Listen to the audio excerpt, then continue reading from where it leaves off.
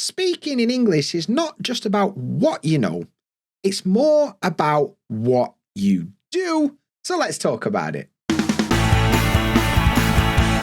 Hey up mate, and cheers for finding this video today. I appreciate that. If you're new around here, my name is Dan, I'm a British English teacher and I'm here to help you feel more confident when speaking in English. So today's video is all about why daily speaking practice is essential if you actually want to be able to communicate confidently in English.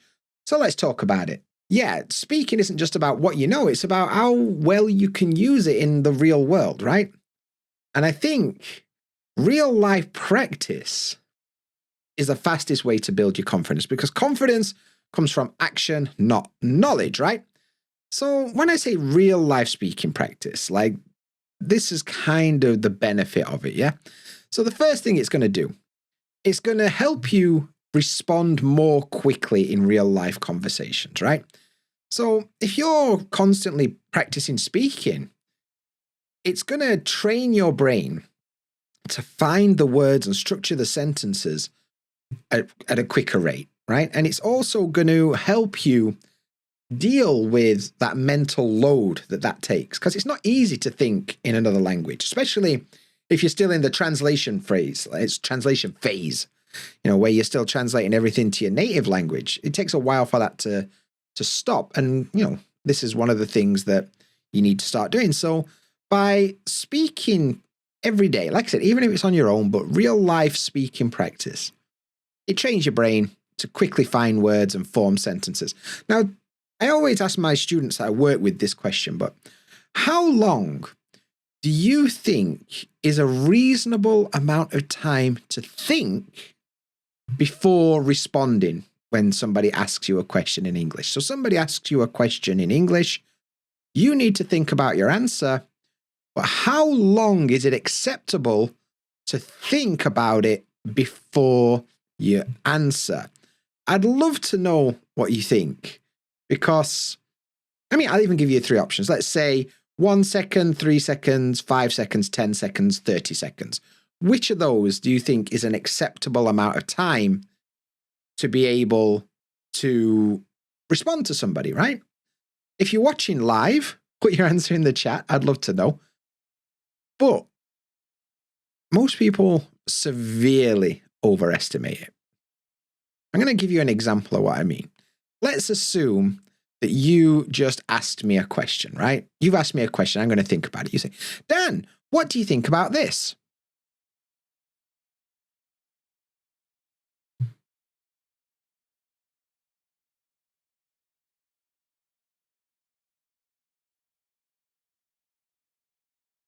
Okay, so that was 10 seconds.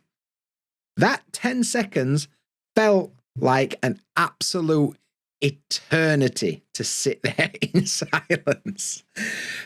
And most people tell me things like 30 seconds. Like, are you kidding? Sit there for 30 seconds while you think. No native speaker is going to want to do that. So the correct answer, as somebody in the chat has just put, 3 seconds. Yeah, that's reasonable. I think 3 seconds is the maximum you can get away with. 3 seconds is about the limit. Obviously, like 1 or 2 is better, but 3 is manageable. But you've got to say something, man. You've got to say something. Even if you're using filler words, you know, like, that's an interesting question. Oh, I never thought about that before. Oh, yeah, let me think about that for a second. You know, this kind of thing, right? You've got to do that within 3 seconds, because otherwise it's just what is going on here. So yeah, that's definitely important. But yeah, practicing real life speaking every single day is going to reduce the amount of time that you have to think before you answer, because you're training your brain to quickly find words and put sentences together. That's one of the good things. Another thing that daily speaking practice will do for you is that you'll stop overthinking so much.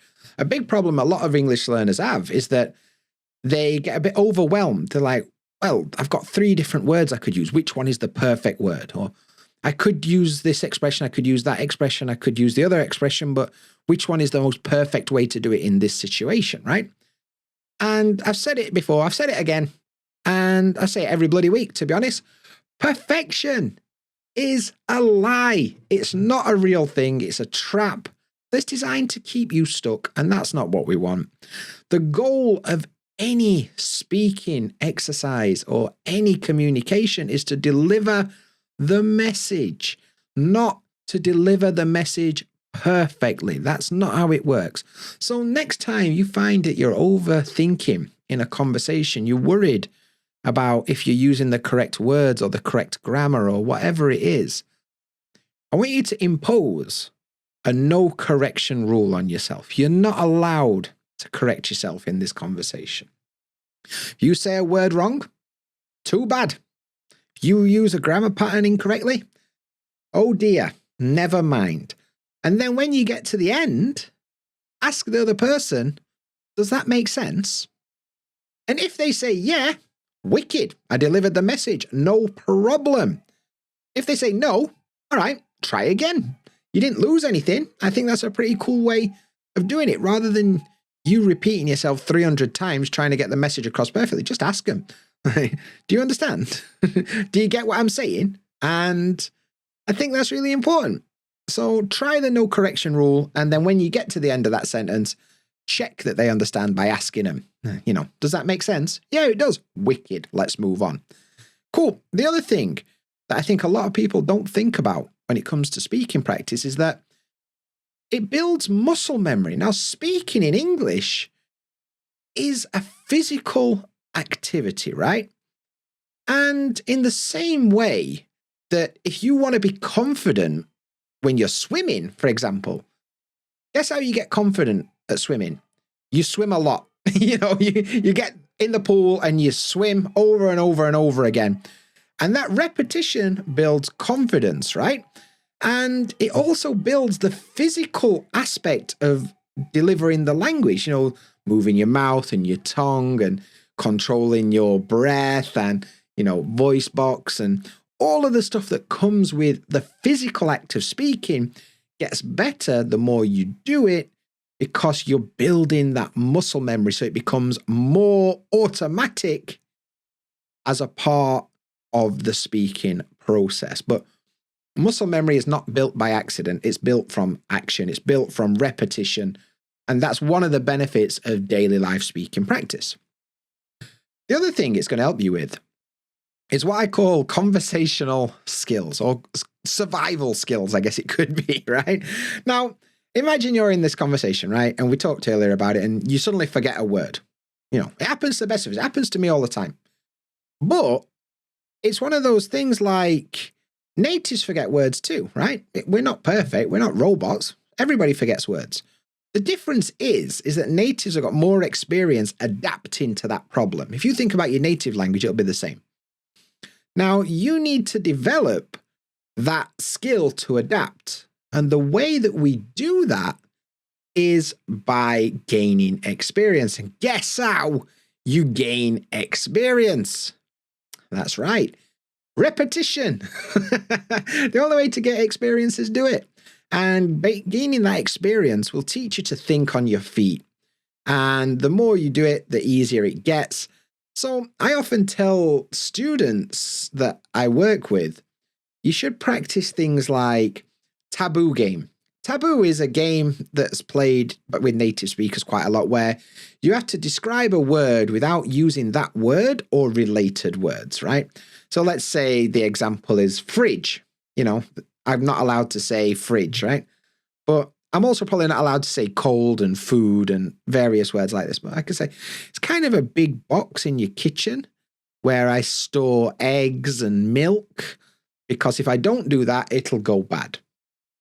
People can probably guess fridge. So what we're doing is we're finding a way around the missing word, around the problem. So you're building that skill in this game. You could also do things like paraphrasing. So you take a message and you've got to say it in a different way with different words. It helps you expand your vocabulary and helps you work out other ways to express yourself. And summarizing, take a 2-minute video and explain it in 2 sentences. You've got to get good at delivering the message as concisely as you possibly can, right? So yeah, you've got to learn to think on your feet, in your head, which is a bit weird, isn't it? So, yeah, Serge in the chat just said that. Says, you need to think on your feet with your head. Spot on, mate.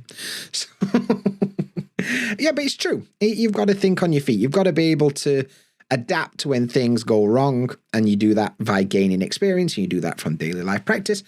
And last but definitely not least is real life speaking practice. It'll teach you that you don't need to worry about mistakes, right? Mistakes are not failures. I had a conversation with a student this week. I'll not say their name, but they told me they did a presentation at work for an hour and a half in English. Okay. And then right at the very end, they used one word incorrectly. So they said the word shortcut when they should have said shortlist or something like that. So, and then she said, I felt so bad after that. I gave myself a 1 out of 10 for that.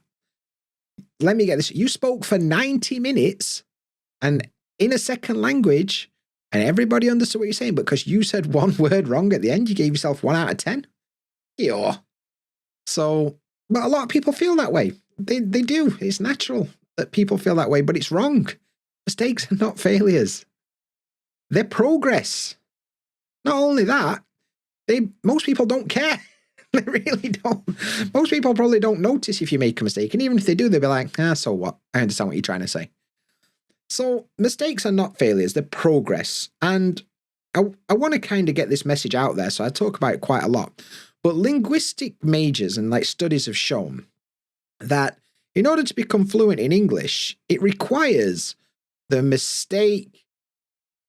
So resolving mistakes, right? You've got to resolve mistakes to become fluent in anything. And in English, it's between 8,000 and 10,000 mistakes to become fluent, right? So if you avoid mistakes, it's going to take you a long bloody time to make 10,000 mistakes, isn't it? If you're trying desperately not to make mistakes, it means you're going to keep saying the same things you're comfortable with. You're never going to make these mistakes. So you're never going to become fluent, right? Whereas if you try new things and make a bunch of mistakes, and you get through those 10,000 mistakes as quickly as you possibly can, that's the key to fluency, right? So it's not about avoiding mistakes. It's about making mistakes and then correcting them as quickly as you possibly can, right? So what I advise is track your mistakes. If you make a mistake, yeah, get a notebook, write it down. Write down the mistake that you made, okay? And then look for patterns. Do you always make mistakes with articles, for example? Do you always make mistakes when you're trying to use the passive voice or, whatever it is? If you notice a pattern, go and study that and try and get better at it. And then slowly but surely cross these mistakes out. In this notebook, cross all your mistakes out that you've fixed. And then slowly but surely, that's going to get you closer and closer to fluency. And those are why real life speaking practice is absolutely essential in English if you want to become fluent. Okay? And now it's over to you. What is the biggest problem you face when it comes to speaking confidently in English? Let me know in the comments. And if you find that you're constantly freezing up in English conversations, you might want to check out this video next.